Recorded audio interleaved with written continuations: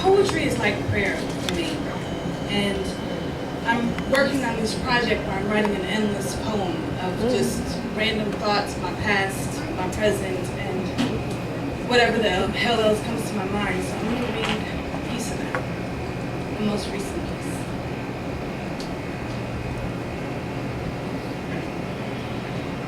Combustible, busted ego, love left me.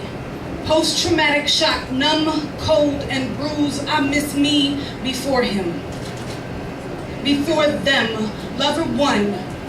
Tasted like a summer day in a long, cold winter. He shaded my grays in orange and green. Kissed my empty full. Sounded like what daddy should have. Validated my estrogen with his testosterone. I never heard baritone promises in my mother's alto. And sopranos faded into a choir of confusion. My eardrums craved his lies. And my body bartered for promises never made. Broken cherry inside me, unplugged, began to drip me hollow. And I begged him to fix what's missing, put it all back in and hold me together. He didn't know how. And we fed from each other's whole. Picked and feasted on hope and disappointment like vultures in a plague. We were children trying to teach adult to one another.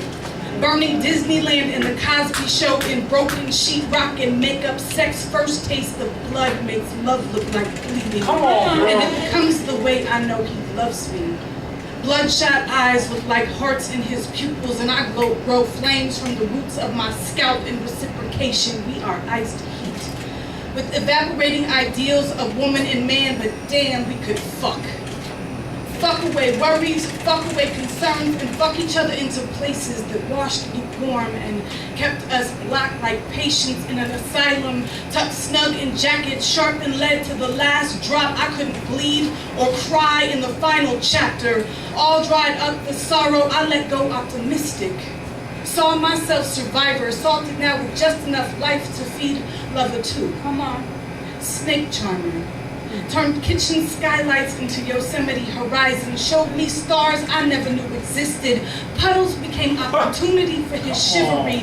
I melted from ghetto girl hard to his lady soft, molded into woman with dreams that seemed tangible. I just wanted to feel that good forever. Bathed in the shower of his compliments, I pollinated for his honey. We were repetitious spring, defied the legacies of broken families with rings and vows that never sacredly spoken but whispered on pillows before dreaming. Trapped in honest intentions, he saw me bloom.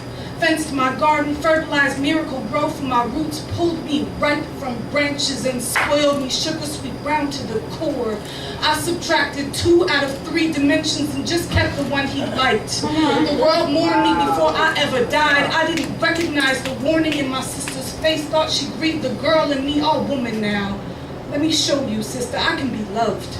I can love, stretch my spirit and my body, hold heartbeats in my belly and hope in the back of my throat, to breathe intentions like wishes on dandelions or prayers to the stars. My eyes were facing God. I was blind to the shaking of the ground beneath me, his toes and fingers formed in my bliss. And I am grateful to my naive for holding me in his creation. His cells took form and he tasted me happy. My singing was his first sound. Tears were a distant promise, heartbeat whole. He felt me big before I shattered small into a million confusions. The world was my womb and he was welcomed by the cooing of proud parents. Come on. Come on. You got it. You got it.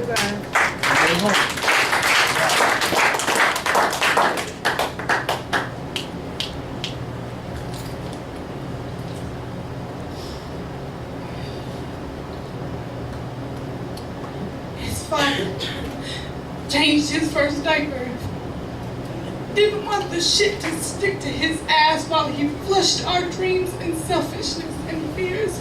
I tried to be big enough to guide him towards the sun with his son on my tit and distant whispers of vows, promised on pillows, ringing in the hollows of my heart as he gutted trust from my being like African diamonds. I became BBS conflict. And letting go of the death grip I had on our dying dreams was the hardest thing I've ever done, but I did it.